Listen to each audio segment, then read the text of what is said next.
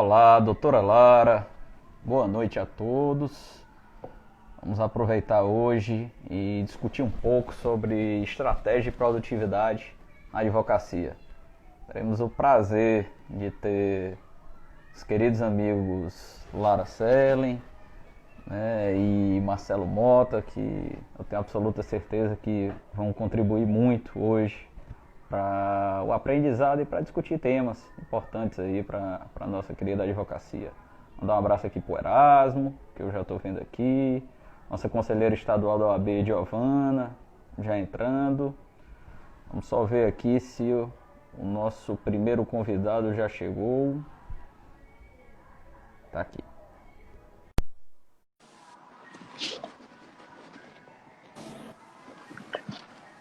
Olá, meu querido amigo Marcelo Mota, tudo bem? Olá, Andrei, boa noite. É um prazer enorme estar com você aqui no ESA Talks, que é realmente um serviço extremamente útil, não somente para a advocacia, mas para a sociedade como um todo. Um projeto que vem aí desempenhado por você com muito brilhantismo, em parceria com a nossa Caixa de Assistência aqui no estado do Ceará, também presidida pelo colega Sávio Aguiar.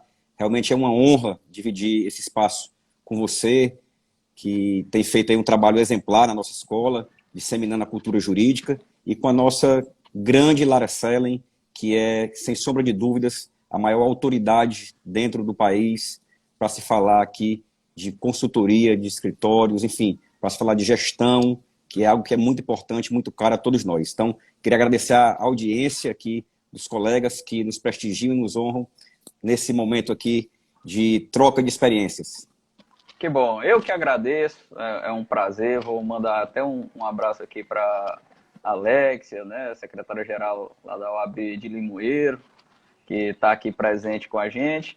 E eu costumo dizer, Marcelo, que é sempre um prazer fazer essas lives aqui, porque em um momento desse que a gente vive, de confinamento, de pandemia, de isolamento social, é sempre bom poder rever os amigos, ainda que virtualmente. E aqui é uma alegria muito grande poder revê-lo, ver que você está bem aí, disposto e, sobretudo, sempre disponível para contribuir com a Escola Superior de Advocacia, sempre atende ao nosso chamado e trazendo seus conhecimentos, sua experiência. Para quem não sabe, o Marcelo Mota é membro honorário vitalício da nossa querida OAB Ceará, nosso sempre presidente, e hoje está emprestando o talento dele aí para o Conselho Federal, como conselheiro federal e como presidente da Comissão Nacional de Sociedade de Advogados, e vai agora, né, emprestar um pouco do seu talento para discutir aqui com a gente sobre sociedade de advogados. Nada melhor do que ter aqui o presidente da Comissão Nacional para tratar disso. E o Marcelo ainda mais do que isso, né? Está integrando o grupo de trabalho sobre publicidade na advocacia, muito bem coordenado pelo nosso secretário-geral adjunto do Conselho Federal, o Ari. Então é uma alegria, Marcelo. Agradeço mais uma vez pela sua disponibilidade. Já vou mandando um abraço aqui também para o Leonardo Leal, nosso diretor acadêmico da escola. Vejo aqui que o presidente da Caixa, nosso parceiro de toda hora, Sávio Aguiar, entrou aqui na nossa live, nosso querido amigo Adriano Costa, conselheiro estadual Franco Almada, enfim, uma legião de amigos que está aqui com a gente, o tesoureiro da OAB de Sobral, Ranulfo Rodrigues, uma legião de amigos aqui acompanhando a nossa live. Marcelo, eu queria entrar logo aqui em um tema que eu acredito que é caro para toda a advocacia, tá? E queria ouvir a sua opinião. A gente está vivendo um momento de isolamento social, onde a gente vê uma forte utilização da tecnologia e os meios tecnológicos, inclusive, servindo para divulgação do trabalho do advogado, como uma espécie de publicidade, quando o nosso código de ética vigente, ele ainda traz certas amarras. Você que está dentro dessa comissão, que está avaliando, né, as inovações no Código de Ética, tratando dessa temática, você acha que a gente precisa evoluir ainda um pouco sobre o tema da publicidade na advocacia para poder se adequar a essas novas tecnologias? Qual é a visão que você tem aí sobre o tema? Andrei, esse é um excelente questionamento e você nos dá a oportunidade também de prestar contas do trabalho que estamos fazendo no Conselho Federal, na Comissão Nacional de Sociedade de Advogados, que também você integra, e, acima de tudo, no grupo de trabalho que o Conselho Federal da OAB criou, esse grupo que é liderado pelo nosso secretário-geral adjunto, diretor da casa, Ari Raguiante Neto, que congrega presidentes de seccional, um presidente de Tribunal de Ética e Disciplina, que é no caso de São Paulo, e 2 conselheiros federais. Então, esse grupo de trabalho foi criado para que nós pudéssemos analisar o nosso Código de Ética e Disciplina da OAB, que é vigente desde o ano de 2015, o provimento, né, o Regulamento Geral da OAB, e o provimento 94 é desde que está em vigor desde o ano 2000. Então, a criação desse grupo de trabalho, o grupo tem rodado todo o país. Antes, o grupo foi criado ano passado, antes da pandemia. O Ari Raguiante tem rodado todo o país, e esse trabalho é muito importante, porque é um trabalho inclusivo, é um trabalho democrático que vem colher a opinião realmente da advocacia nacional sobre um tema que é muito importante. Nós temos aí um avanço na tecnologia muito intenso. Nós também não imaginávamos que esse tema, que fosse agora tratado por nós, por esse grupo de trabalho, fosse coincidir com essa pandemia mundial que vem a acelerar, por óbvio, esse avanço da tecnologia, tá? Mas nós temos que ter algumas diretrizes. Obviamente que as relações são dinâmicas, o nosso Código de Ética, como já falei, ele vige a partir do ano de 2015. Nós temos digamos que uma população, né, de advogados no país, cerca de quase 1.200.000 colegas, ou seja, uma quantidade muito razoável, que vem numa crescente muito grande, que alberga uma quantidade de jovens advogados de uma forma assim, uma quantidade muito expressiva, mas nós temos que ter algumas premissas em mente, tá? A primeira delas é que a advocacia não é uma atividade em que nós podemos mercantilizá-la, ou seja, nós temos que valorizar, o advogado vive da sua credibilidade, nós temos uma profissão que é a única, não canso de falar isso, que é prestigiada, inclusive, no texto constitucional. A nossa atividade é essencial, né? E nós não podemos, obviamente, banalizar essa credibilidade que a advocacia sempre tem e sempre terá. Nós vivemos também um mundo diferente, né? Há bem pouco tempo, o advogado ficava em seu escritório e o cliente ia lá e batia a sua porta. Então, hoje, não funciona mais dessa maneira. Nós temos que ser proativos, nós temos que buscar nos mostrar para o mundo. Nós temos aí uma internet, que é um meio gratuito, um meio democrático. Nós temos que buscar, mas buscar nos mostrar com conteúdo. Então, nós tivemos, assim, dentro desse grupo de trabalho, algumas premissas. Nós queremos atualizar as normas que estão vigentes? Sim. Nós queremos ouvir a advocacia? Estamos ouvindo. Nós tínhamos, inclusive, pré-programado, pré-agendado, que agora em agosto levaríamos esse trabalho, o fruto desse trabalho, ao Pleno do Conselho Federal para fazermos as deliberações. Mas com a Covid, infelizmente, isso não foi possível. Então, nós estamos colhendo, semana passada, nós tivemos uma longa reunião, dividimos também em alguns pontos a questão procedimental, a questão, inclusive, que casa com a renovação, né, dessa publicidade, que é a questão da fiscalização propriamente dita. Para se ter uma ideia, em alguns países do mundo, por exemplo, uma coisa muito simples, usa-se um cartão com foto, né? Até porque alguns colegas que recebem cartão, às vezes não lembram, com o passar do tempo, quem era aquela pessoa que te entregou o cartão, e com a foto, isso em tese, né, facilitaria. Então, nós temos aí essa possibilidade e estamos debatendo esses temas que são de interesse da advocacia.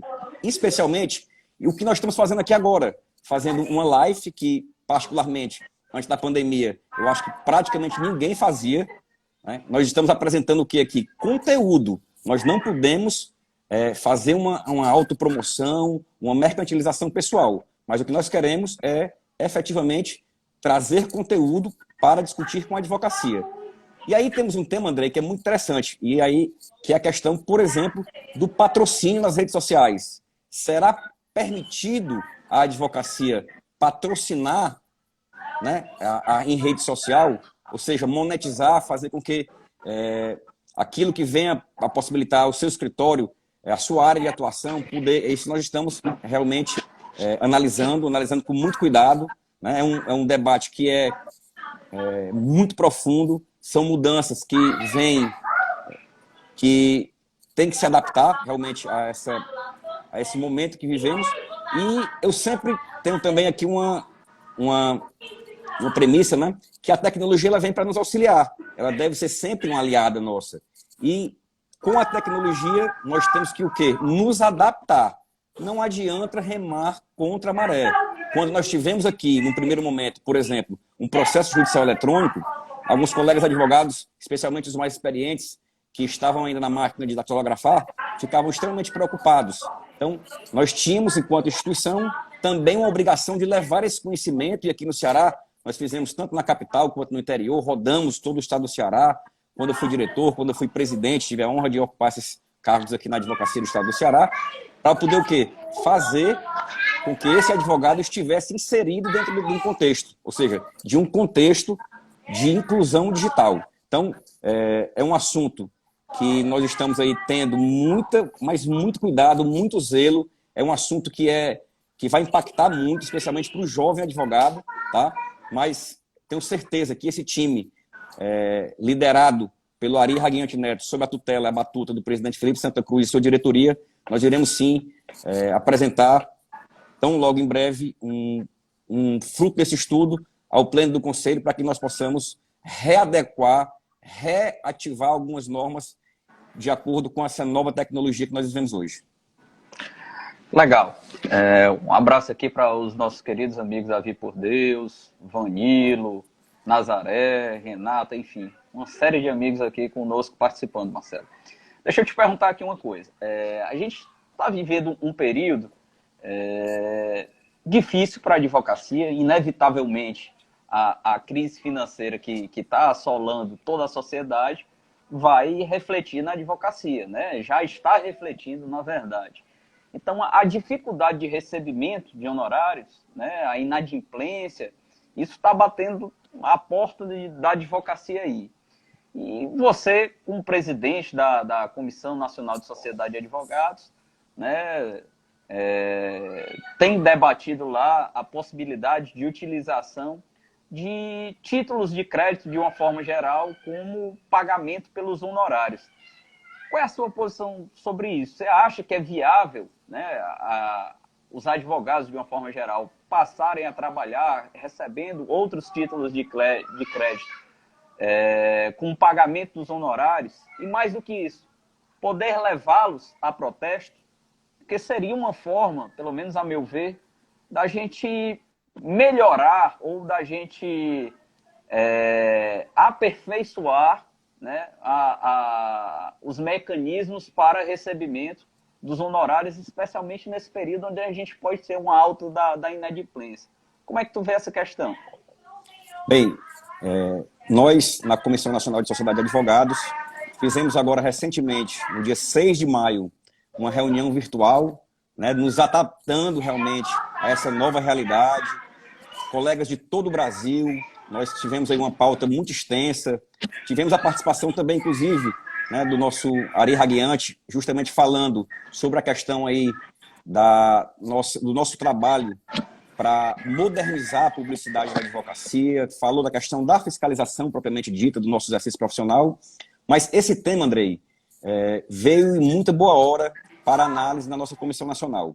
É um tema que foi levantado pela OAB de São Paulo, né, através de uma consulta, e que a nossa comissão deliberou. Nós tivemos a honra e o privilégio de ter um voto lapidar feito aí pelo amigo André Aguiar, que acumula experiência aí de várias gestões, né, já sendo autor de livros, aqui no Ceará é presidente por algumas ocasiões da Comissão de Sociedade de Advogados, integra a Comissão Nacional por várias gestões, tá? Então, a OAB de São Paulo fez lá uma consulta ao Conselho Federal para ver a possibilidade, né, de alterar, por meio de resolução, o artigo 52 do Código de Ética e Disciplina da OAB, no sentido de poder permitir a utilização de títulos de créditos a favor de advogados, ou seja, pessoas físicas e pessoas jurídicas, a nossa sociedade de advogados, sejam unipessoais ou plurimas, para a realização de protesto e na cobrança de honorários advocatícios. Nós sabemos que, em tempos aí de pandemia, especialmente, a inadimplência tem crescido muito, em nossos escritórios, redução de contrato de honorários, valores, enfim. Nós temos todo um contexto aí que, nesse momento, foi analisado e veio muito a calhar também. Não custa lembrar que a legislação, em 1995, podia se emitir uma fatura, mas o protesto era vedado. Houve uma evolução natural dessa discussão dentro do nosso Conselho Federal e com a edição do Código de Ética em 2015, ou seja, 20 anos após, podia ser emitida essa fatura, inclusive com cheques e nota promissória, dessa feita já com a possibilidade de protesto. Essa é uma competência, diga-se de passagem, que é atribuída aí pelo artigo 75, parágrafo, inciso 2º, salvo engano, do nosso Regulamento Geral da OAB, que atribui ao Pleno do Conselho fazer essas alterações das resoluções. E aí, nós tivemos uma ampla discussão, como já falei, dentro da nossa comissão, certo? E as premissas básicas que foram levantadas seriam as seguintes. Ora, essa possibilidade de emissão de títulos com o não pagamento, lastreado em contratos de honorários, com a possibilidade de protesto, ela iria ferir, por exemplo, uma relação de confiança entre cliente e advogado? Ela iria, de alguma forma, quebrar um sigilo profissional? Haveria, nesse caso, algum tipo de mercantilização? Então, foram temas, foram tópicos que nós tivemos muito cuidado ao analisar. Tá? E nós, de forma unânime, pudemos atestar com muita segurança, com muita tranquilidade, que se naturalmente houve já essa possibilidade de protesto desde 2015, não haveria qualquer óbice para que o advogado, quando fosse obstacularizado o pagamento de seus honorários advocatícios, pudesse sim emitir um título atrelado a um contrato de honorários que fez com o seu cliente e pudesse protestar. Por que o protesto? Ora, nós sabemos que o protesto é um meio muito mais eficaz e às vezes muito mais rápido de que propriamente ingressar com uma ação judicial junto ao Poder Judiciário. Né? Uma ação que poderia se alongar aí por vários anos e, o outro lado, um protesto, às vezes susta a possibilidade de crédito aí desse nosso cliente e ele vai lá e paga. Então, a comissão deliberou de forma unânime pela possibilidade, sim, da emissão de títulos atrelados aí a um contrato de advocacia, desde que, com a possibilidade de protesto, desde que a tentativa amigável fosse frustrada. Então,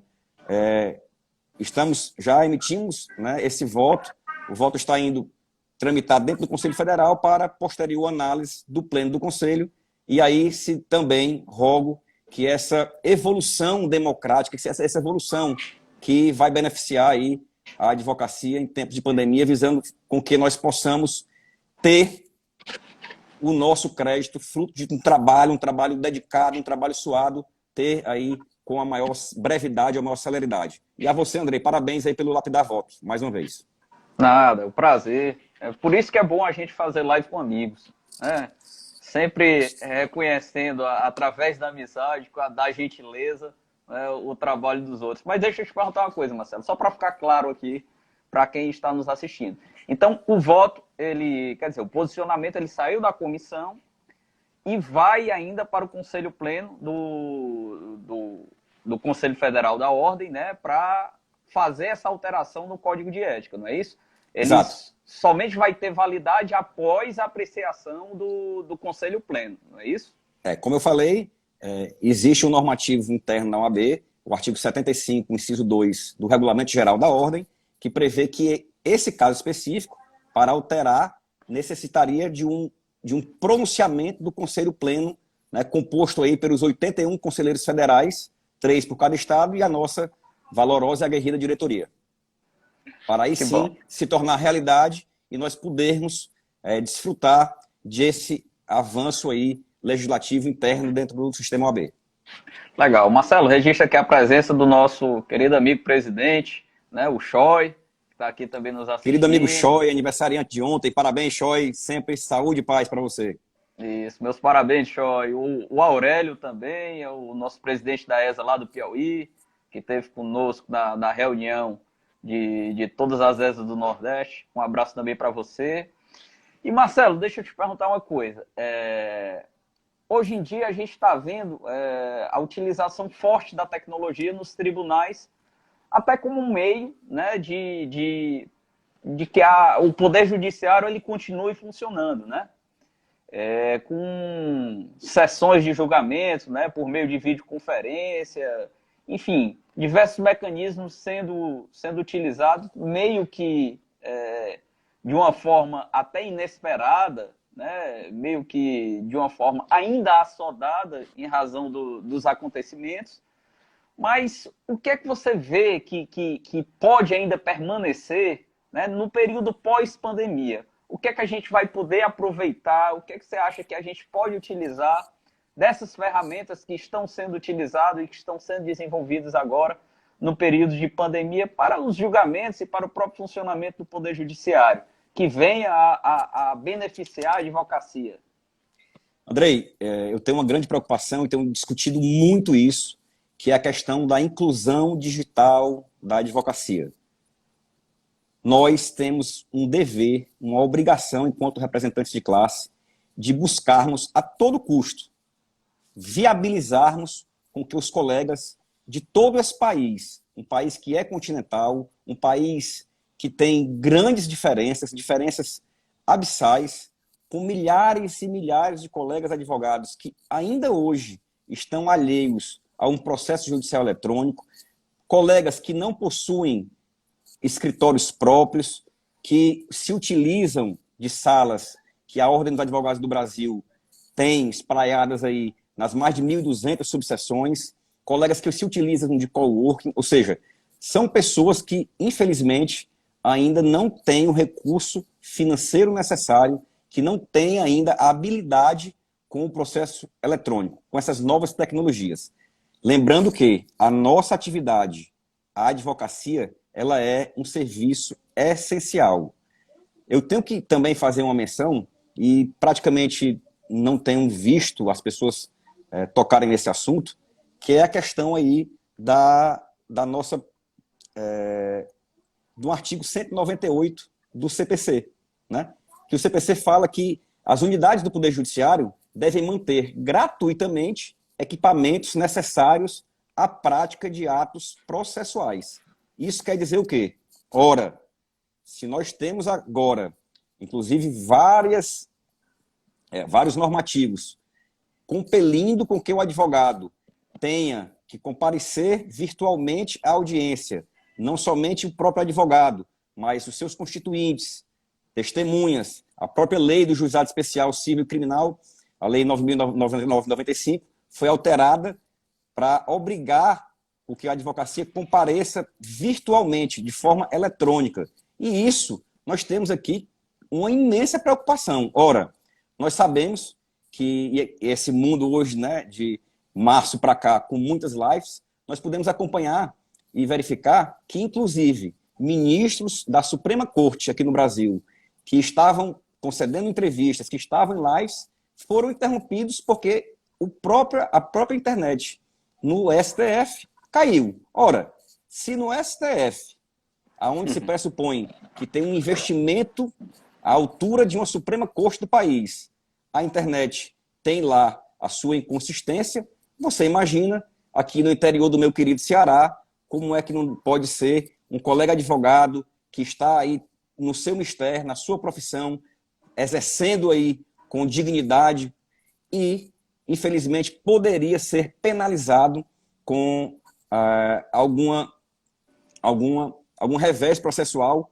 pelo fato de não ter uma internet aí à altura. Então, é muito preocupante. O próprio Conselho Federal da OAB já solicitou ao Conselho Nacional de Justiça que nós, a advocacia, participemos da implantação digital, né, dessas novas plataformas digitais, que essas plataformas digitais sejam padronizadas. A gente tem visto também que os tribunais têm adotado procedimentos com várias plataformas diferentes para ficar igual como já estavam antigamente os processos judiciais eletrônicos. Isso é muito preocupante.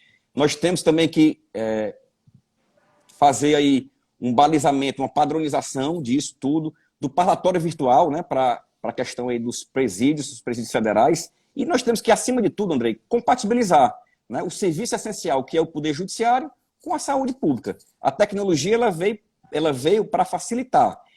E nós não podemos, de forma alguma, abrir mão para que essas prerrogativas esses avanços tecnológicos venham a ferir a prerrogativa da advocacia. Nós não podemos admitir, por exemplo, que em uma sustentação oral o advogado não possa se manifestar, não possa ter aí, por exemplo, uma questão de ordem a ser suscitada. Isso é muito preocupante. Nós não podemos fazer com que os magistrados, de uma maneira geral, por exemplo, alegando essa questão da pandemia e o avanço tecnológico no futuro bem próximo, não permitam que nós, advogados, possamos despachar, né, de própria voz, falar o direito do nosso cliente, ir lá, entregar um memorial, fazer um processo de convencimento que é tão importante. Alguns colegas têm, inclusive, utilizado aí uma plataforma de QR Code, né, e ninguém garante que isso aí é visto, né, é ouvido por quem julga ou por algum assessor. Então, é extremamente preocupante, sabe, nós termos esse avanço e isso vir numa contramão dos preceitos constitucionais sagrados que nos protegem, das nossas prerrogativas profissionais. Então, vejo isso com muita preocupação. Nesse momento, entendo que nós não temos ainda a maturidade suficiente para realizarmos audiências de instrução, não temos.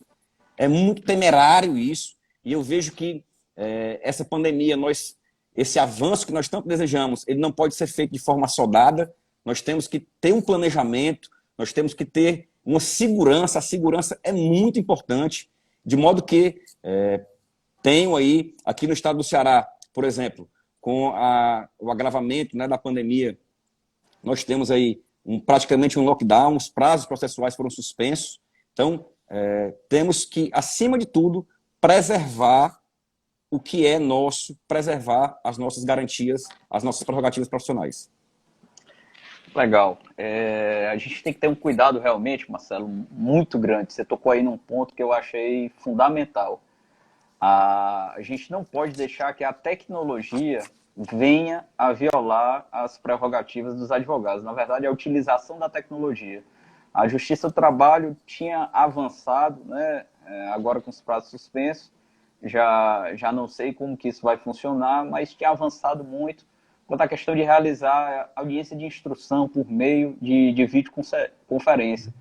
E, inclusive, algumas varas, antes de sair a regulamentação aqui do TRT, impunha a responsabilidade ao próprio advogado, à própria parte, no que diz respeito às testemunhas. Se tivesse qualquer problema técnico no meio da oitiva da testemunha e que não fosse comprovado que fosse de responsabilidade da Justiça do Trabalho, seria encerrada a prova. Para você ver o quão que isso daí violaria as prerrogativas do exercício da advocacia e a própria ampla defesa, né? Então, é algo que realmente a gente tem que ter muito cuidado, tem que analisar de uma forma muito sensível, para que em um país continental, como a gente vive, não venha a obstacularizar o exercício da advocacia e, em última análise, né, em último plano, o próprio direito do cidadão. Eu só tenho a agradecer aqui a sua participação conosco em mais um ESA Talks Live, que já teve aqui, já passaram Misael Montenegro, Cristiano Sobral, Lênio Streck e agora Marcelo Mota, nosso sempre presidente aqui, para engrandecer os debates. Você vê uma audiência qualificada, tem aqui nosso diretor de Relações Institucionais da OAB, Paulo Franco, passou também por aqui nosso querido amigo, ex-conselheiro da Ordem, Eduardo Castelo, nosso vice-presidente da ESA, Willerson Matias, presidente da OAB de Quixadá, Davi Por Deus, enfim, uma legião de amigos aqui, e é sempre um prazer te ver. Que bom que você está bem, que bom que você está aí trabalhando, firme e forte como sempre, e com essa visão aí que beneficia toda a advocacia, com essa visão sempre pioneira, visão de futuro que você tem. Grande prazer lhe receber. Infelizmente, nós vamos ter que encerrar aqui para chamar a nossa próxima convidada, mas muito obrigado pela disponibilidade de sempre e por estar aqui contribuindo mais uma vez com a Escola Superior de Advocacia do Ceará. Andrei, eu te agradeço demais, fico muito feliz por nós podermos aí bater esse papo tão agradável, rever aqui você, mesmo que de forma virtual, ver aqui que inúmeros colegas, né, que você citou aí, e dentre tantos outros aqui, vendo a Cecília, Paulo Marden, Mauro Castelo, a Milena, enfim, Manu, Renata Rebouças, o Zenilson lá de Camusim, vendo advogados, meu presidente Davi, Franca Almada, Vitinho Brasil, né, a minha primeira dama aqui, Renata Mota, enfim, são vários colegas que estão aqui acompanhando, nos dando a honra dessa audiência. E eu queria finalizar, Andrei, com realmente trazendo uma mensagem de muita esperança. Eu tenho certeza que esse momento é um momento de reflexão para todos nós, é um momento, acima de tudo, de um autoconhecimento, um momento para que nós possamos investir realmente, sabermos aonde nós podemos melhorar, se estamos no caminho certo, quais são os nossos planos e que saiamos todos nós com saúde e cada vez mais fortes e unidos, irmanados, em prol de uma advocacia cada vez mais valorizada e fortalecida em todo o país. Muito obrigado pela oportunidade e renovo aqui os votos de saúde e paz e dizer que estamos sempre à disposição de vocês no Conselho Federal da OAB. Muito obrigado pela atenção. Forte abraço. Até mais, meu amigo. Um abração. Vamos agora chamar nossa próxima participante, querida amiga Lara Selen, aproveitando para mandar um abraço para o nosso querido irmão Sérgio Vieira, da Comissão de Sociedade de Advogados, da Comissão Nacional de Sociedade de Advogados, que também está aqui nos acompanhando direto de Manaus.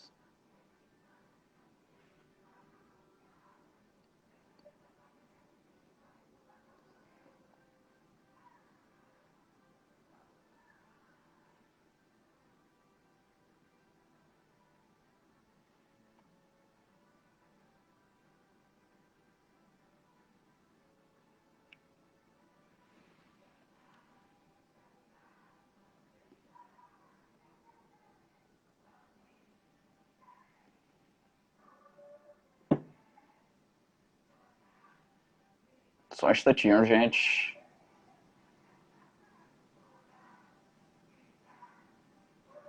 Pronto. Agora eu achei. Não estava te achando, Lara, mas agora eu lhe achei. Achou! Que bom lhe ver, minha querida amiga. Que bom te ver também. Como é que estamos aí nesse período de quarentena, direto de Curitiba? Fazendo hoje a minha 37ª live, ou seja, viramos especialistas nessa história, né? Acabamos tendo que aprender, né?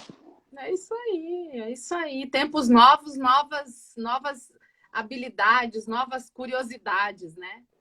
Pois é, como eu disse já com o Marcelo, é sempre bom fazer essas lives porque a gente rever amigos, né? Tem a oportunidade de conversar, ver que está todo mundo bem e também ver na audiência amigos participando, a gente sabe que está todo mundo bem. Então isso já é um grande alento, né? Nesse período de isolamento social que a gente está vivendo. Mas que bom ver como é que tá... Eu tenho dito que a gente está vivendo uma live terapia, né? É uma terapia em grupo aqui, porque a gente vê os amigos, a gente conversa sobre as coisas que a gente gosta de conversar. E aí acaba que o tempo vai passando um pouquinho mais rápido. Beijo para Franco, para Sávio, para Marcelo, que acabou de sair, fez uma belíssima participação aqui no ESA Talks. Pois é, e você já tinha participado, né, de algumas lives, de alguns eventos aí com o Marcelo. Só não tinha dado o prazer de conversar comigo. Mas agora vamos lá. Para quem não conhece, nossa querida amiga Lara Selen, convidada de hoje, é especialista em consultoria e gestão de escritório, presidente da Comissão Nacional, né, Especial de Gestão, Empreendedorismo e Inovação. E vai aqui, né, continuar esse nosso papo aqui sobre estratégia e produtividade na advocacia em tempos de Covid. Lara, muito obrigado, né, mais uma vez, pela disponibilidade sempre. Também é outra que sempre que a gente chama, está lá firme, apostos para contribuir com a nossa Escola Superior de Advocacia. Muito obrigado, Lara. E deixa eu iniciar logo te perguntando algo que tem tirado, né, o sono de muito advogado aqui. Com esse período de pandemia, dificuldade no recebimento de honorários, né, inadimplência de clientes, enfim. Chega o final do mês, os boletos estão na porta do escritório. Como tentar fazer essa conta fechar? Como é que a gente organiza o nosso fluxo de caixa nesse período de pandemia que a gente vive? beijo para a Choi. Deixa eu ver quem mais que eu vi aqui. Paulo Franco. Esse é um tema complexo. Toda vez que bate uma crise, e ainda da magnitude que é essa, né? Que não deixou ninguém fora do radar, né? O cobertor encurta, isso é natural, né? Encurta para o cliente. Então, imagina que nós temos aí clientes com seus comércios fechados, suas empresas também decaindo a questão de faturamento, as despesas se mantendo, porque estas são sagradas, né? A conta de luz, ela não te dá um tempo, ela fala, vai, eu pago, eu corto. Não tem perdão nisso, né? E é óbvio que quando a gente se vê numa situação de ter que analisar fluxo de caixa, primeiro uma análise de efetivamente não tem outra forma, o que fica de fora, né? A gente, com o cobertor mais curto, a gente começa aquele duro momento de fazer escolhas, né? Porque o dinheiro ele tem que encaixar naquilo que é mais importante, que acaba sendo as pessoas, que acaba sendo os meios de trabalho, né? Então, isso acaba sendo inevitável, né? Para todos, né? Depois a gente vê como resolve o resto. Depois a gente vai empurrando para frente algumas questões que você não tem uma alternativa melhor, né? O cliente, ele acaba... ou eu tenho tido muitos relatos de ou o cliente desaparecer e nem te dá muito uma satisfação, o que é complexo também, né? E aí precisamos de um esforço nosso de entrar em contato com esse cliente, ter a sensibilidade que ele também está passando por situações similares às nossas. Estava ouvindo o Marcelo falando a questão do protesto, etc., né? É sempre muito complicado isso, né? Porque no momento em que o advogado precisa estar do lado do cliente como um parceiro, é sempre uma decisão muito complicada, porque o cliente pode entender isso de uma forma equivocada, e aí a gente pode, ao invés de estabelecer uma parceria que futuramente se mantenha, o cliente pode, enfim, se sentir pressionado numa situação em que muitas vezes não adianta fazer muitas pressões, porque o dinheiro simplesmente desapareceu, né? Então, enquanto isso não se resolver, essa é o grande dilema desse momento que a gente vive. A gente tem que cuidar, sim, evidentemente, em primeiro lugar, da saúde das pessoas, dos nossos entes queridos, das pessoas que trabalham conosco. A gente tem que salvaguardar isso, mas a gente tem o outro lado da balança que é igualmente cruel, né? Que é a falta de, muitas vezes, o alimento em cima da mesa das pessoas como um todo, enfim, todos os níveis da escala aí de trabalho. Então, assim, são momentos complexos, né, Andrei? Não tem uma fórmula mágica para isso, mas que precisamos ser muito equilibrados no momento de olhar para esse fluxo de caixa, e aí nós precisamos realmente de gestores de escritórios, de sócios que estejam muito serenos, né, para não tomar nenhuma decisão que possa vir a se arrepender depois ou que não tenha uma reversão, enfim. É complexo. Esse tema realmente é um tema bastante duro, né? Eu penso que uma boa medida, né, pelo menos para o início, seria a busca da renegociação com os seus fornecedores, né? Já que sua renda ela está reduzindo significativamente, estão ou inadimplentes ou então renegociando os contratos com o seu escritório, você buscar também negociar. Agora, claro, né, em certos casos vai chegar numa medida que você vai ter que fazer uma escolha realmente muito difícil do que permanecer e do que cortar.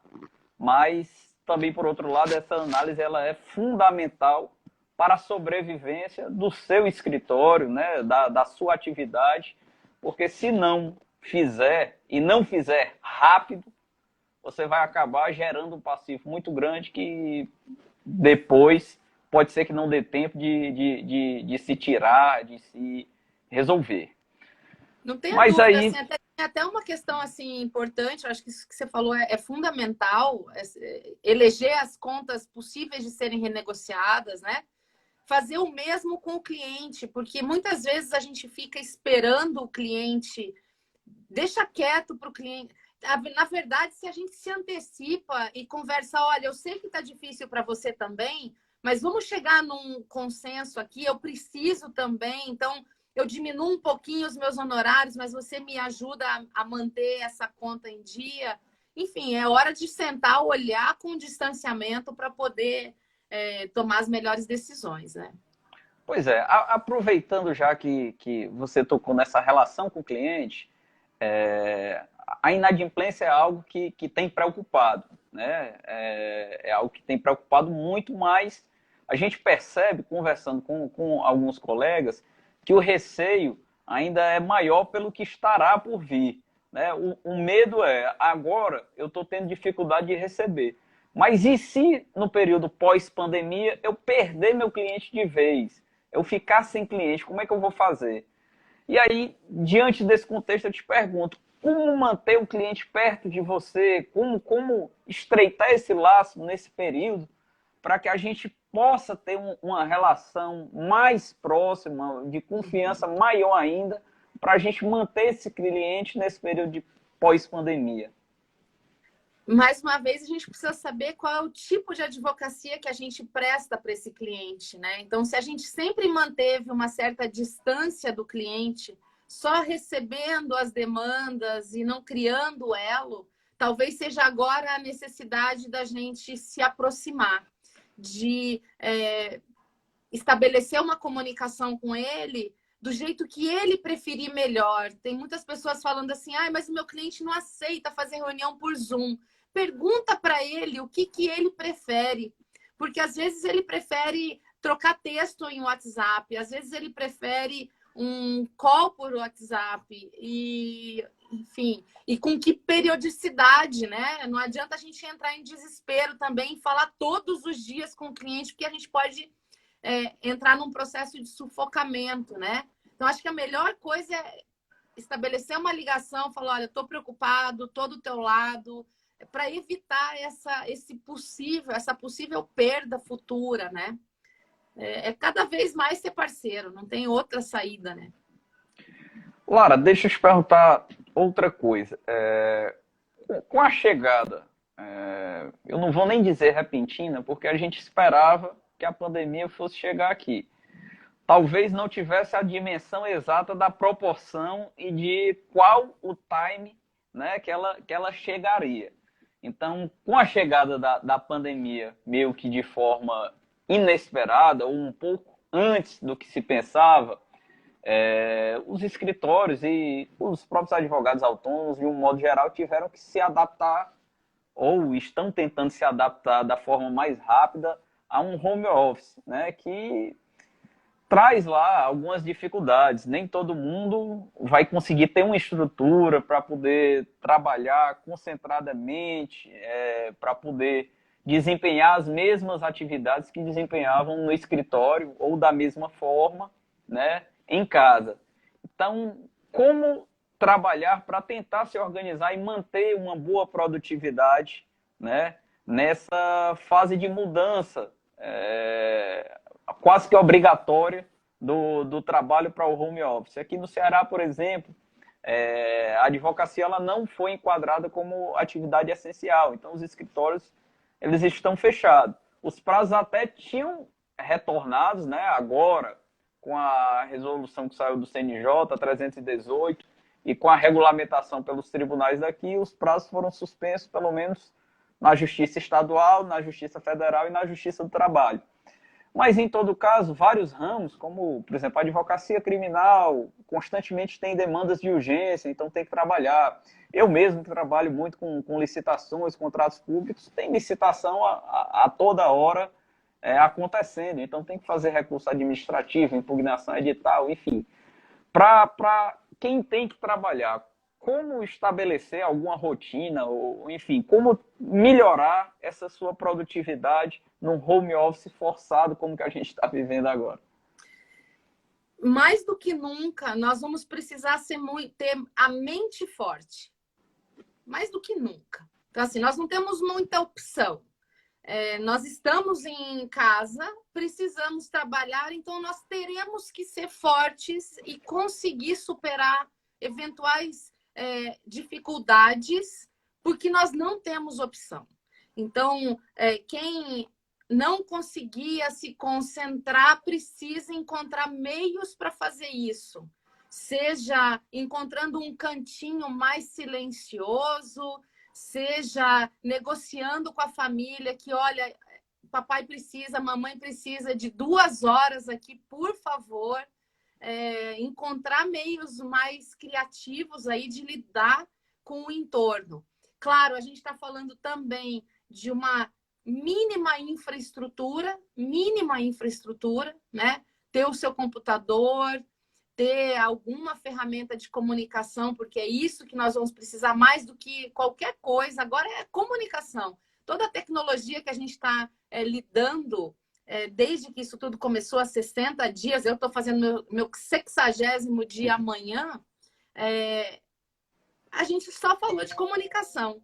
Comunicação com o cliente, então WhatsApp, celular, Zoom, o que tiver na frente, né, de possível.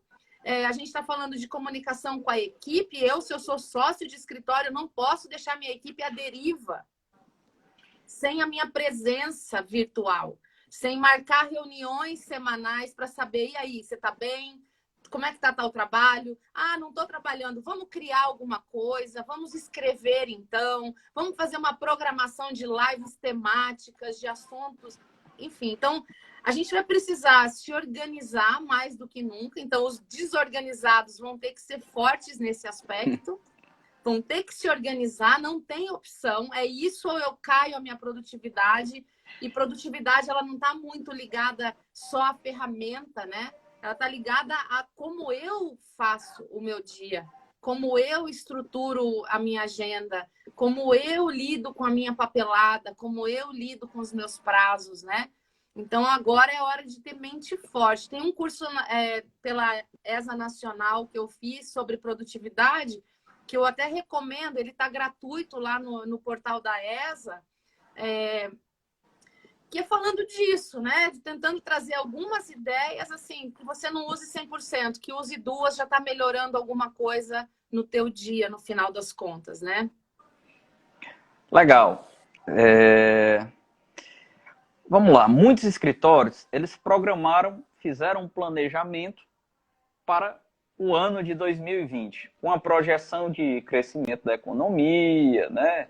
Vamos buscar ampliar a estrutura, vamos focar quais os possíveis mercados que estão aí à disposição nesse crescimento econômico do país, com a perspectiva de crescimento de 2,5% do PIB, uma retomada da economia, todo um cenário para um planejamento de crescimento do escritório, né, para um planejamento estratégico. De repente, vem a pandemia na intensidade que veio, as projeções agora chegam a 4% de encolhimento do PIB, 4,5% de encolhimento do PIB, enfim, uma dificuldade extremamente diferente do que era esperado lá no início do ano. Como organizar, como redirecionar esse planejamento estratégico diante de uma situação dessa, ainda mais, com uma dificuldade? Estando todo mundo recluso, né, dentro de suas casas, sem a possibilidade de vislumbrar um contato mais próximo com o mercado, né, com clientes, realização de eventos. Como você redirecionar sua programação, redirecionar seu planejamento diante dessa nova situação que a gente vê aí? A gente tem que entender que o planejamento, ele é um instrumento vivo, né? Ele é vivo. Então, assim, isso você está falando para quem fez planejamento, porque pela nossa experiência, muitos de nós aqui nem fizemos. A gente vai apostando. Larissa, beijo. A gente vai apostando nesses indicadores de futuro que a gente ouve, vai crescer o PIB, vai isso, vai aquilo outro. Então, assim, para quem tinha planejamento, bateu ali a segunda quinzena de março, você tem que imediatamente, do jeito que for, revisar, porque mudou o cenário. Então, para aquele cenário anterior, ele não existe mais. Então, não faz sentido. Aqueles projetos anteriores não fazem sentido para o novo cenário. Lembrar sempre que nós temos uma análise de ambiente interno e externo. Mudou tudo, tanto dentro quanto fora. Por isso que ela é tão dolorosa, essa pandemia. Porque a gente encontra um enfraquecimento do nosso ambiente interno, quando a gente percebe que a nossa equipe não tinha uma previsão de como trabalhar em casa, ninguém tinha sido preparado, o que a gente faz primeiro, o que a gente faz depois, não tinha uma... Tipo, olha, a gente torce para que não aconteça, mas se acontecer, a gente faz o quê? A gente não preparou nossos sistemas. Tem muito escritório que o sistema está todo dentro do escritório, não está em nuvem, não está, lamentavelmente... eu estava ouvindo o Marcelo falar aqui que a gente tem uma carência de inclusão tecnológica, mas esse é o mundo que vivemos. É nessa hora que a gente percebe o quanto isso te amputa um braço. A falta de, né? Então, tudo isso acaba acontecendo. Aí você ainda tem um impacto financeiro, você tem várias coisas. Então, o ambiente interno sendo mexido assim brutalmente. Do lado de fora, nem preciso dizer, né? Os indicadores todos aí nos apontando para questões complicadas. Aí no Ceará, vocês que dependem muito do turismo, foi o primeiro que embicou o nariz para baixo. Então, hotéis sofrendo, e companhias aéreas sofrendo, a comunidade que vive desse turismo, né? Entre outros tantos eventos, né? Parte de entretenimento, shows, os artistas, e aí, né? Enfim, então, bateu a pandemia lá em março, era a hora de, mesmo com um sócio no norte, outro no sul, outro no oeste, onde for, marcar reuniões diárias para decidir o que fazer. As medidas de curto prazo, o que precisamos fazer para salvaguardar a equipe, para salvaguardar cliente, para salvaguardar fluxo de caixa, tomar medidas antecipadas, já meio que cheirando o que vai acontecer e já se antecipando. Agora, a gente não sabe ainda quanto tempo nós levaremos, né? Ainda permaneceremos nessa situação. Tem N teorias e acaba que ninguém sabe direito o que está falando e a gente fica mais né, sem saber. Precisamos já começar a pensar no novo cenário, que é o da volta, né? Então, replaneja para a pandemia e replaneja para o pós-pandemia. Mais do que nunca, ferramenta absolutamente necessária para sócios terem na mão. Legal, só mandar um abraço aqui para o nosso secretário-geral da OAB Ceará, Pedro Bruno Amorim, que também está aqui nos acompanhando. E aproveitando, já que a gente tocou nesse assunto de redirecionamento do planejamento estratégico, como que a gente pode, Lara, se aproximar, né, desses potenciais clientes que vão surgir aí nesse período pós-pandemia? Porque, assim, o período ele trouxe novas demandas. Por exemplo, muita demanda na parte imobiliária, de locação, né, muita renegociação de contratos, demandas trabalhistas com a intensa modificação da legislação. Então, esse período de pandemia, ele gerou novas oportunidades dentro do mercado, tá? Então, a advocacia, ela tem que ficar antenada a essas novas tendências. Agora, eu te pergunto, como chegar próximo, né, desses potenciais clientes? Como se aproximar, né, diante desse momento de isolamento? Estamos todos isolados. Como é que eu vou produzir um conteúdo? Como é que eu vou chegar próximo desses potenciais clientes para eu poder tentar alavancar um pouco a minha advocacia no período pós-pandemia, né? Novas demandas surgiram, agora eu tenho que arranjar uma fórmula para ir me aproximando desses clientes. Como fazer isso? Uma coisa que a gente tem discutido muito aqui internamente, eu e Bertozzi, e eu bebendo muito da fonte dele, que eu tenho muita segurança naquilo que ele direciona, nós temos visto o seguinte, qual o cenário? Por ser uma ferramenta mais fácil, a gente está vendo todo mundo no Instagram.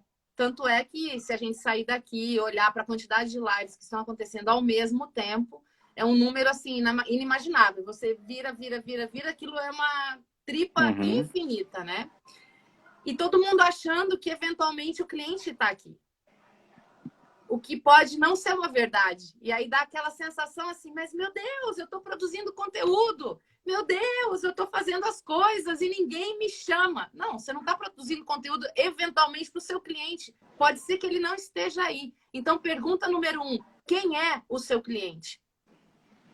Porque se o seu cliente, por exemplo, é da Previdência e ele é um senhorzinho, uma senhorinha com mais de 60, 70 anos, ele está lá no Facebook, ele não está aqui. Se ele é um pequeno microempresário, um pequeno empresário de, sei lá, postos de gasolina, pode ser que ele não esteja aqui. Pode ser que ele esteja no ambiente dele, né? Então, primeira coisa para a gente mapear tudo isso é quem é meu cliente, o que ele ouve, o que ele lê, aonde ele está. E, mais uma vez, a gente aprendeu a fazer live, isso é uma coisa. A gente aprendeu a compartilhar conteúdo em vídeo, que não é uma coisa nova, isso sempre existiu, agora intensificou, porque, como eu falei, isso aqui também é terapêutico. A gente não pode esquecer o poder terapêutico de nós estarmos juntos aqui. Eu estava morrendo de saudade de você, do Marcelo, enfim, das pessoas todas. Então, é terapêutico. Fico me sentindo muito bem. Só que não necessariamente o meu cliente está aqui. Então, a gente tem que saber bem para onde nós estamos caminhando. Se eu não tenho uma definição de quem é o meu cliente, de pouco adianta eu começar a falar igual, né? Então, isso é uma coisa. A segunda coisa é a gente ter consistência no que nós dizemos. O advogado sempre vai ser visto pelas ideias dele. Não é pela roupa dele, pela gravata, pelo carro, pelo... Não, ele vai ser visto conforme os resultados que ele gera. E aí essa produção de conteúdo tem que ser muito boa, porque se o teu cliente está aqui na rede... E ele está passando, é como se fosse uma TV. Lembra quando a gente ficava zapeando? Programa ruim a gente passa. Se eu não tiver um assunto interessante aqui, eu passo. Eu não vou ficar aqui. E aí não adiantou nada eu ficar aqui 1 hora falando. Então, a gente precisa estar muito atento a falar o que o cliente precisa, qual é a necessidade dele, onde ele está. E aí, lógico, seguindo todas as regras do nosso código, fazer o que é possível dentro de condições de pandemia, né? Então, para mim é isso. Essas diretrizes são fundamentais, né? Lara, nosso tempo infelizmente está acabando, né? Faltam 1 minuto e meio, né? Mas eu não poderia deixar de mais uma vez te agradecer a disponibilidade sempre. Saiba que você tem aqui no Ceará grandes amigos à sua disposição para debater, né, sobre temas que são caros para a advocacia. Você que está nessa estrada há tanto tempo, acumulando experiência e transmitindo, sobretudo, conhecimento para muita gente boa aí, conseguindo qualificar essa nossa advocacia, razão pela qual eu só tenho a agradecer a você pela parceria de sempre. Muito obrigado, minha amiga, e conte conosco para o que precisar. Eu que te agradeço. Eu sei que o Ceará é minha casa. Não vejo a hora desses aviões voltarem a funcionar para eu estar aí. E contem sempre conosco. Cabeça erguida, nós vamos conseguir ultrapassar tudo isso. Temos que ter criatividade para que realmente a gente saia mais fortes de tudo isso. Não vai ser à toa. Tá joia. Tchau, tchau, Lara. Obrigado. Tchau, gente. Obrigada. Até mais, gente. Tchau, tchau.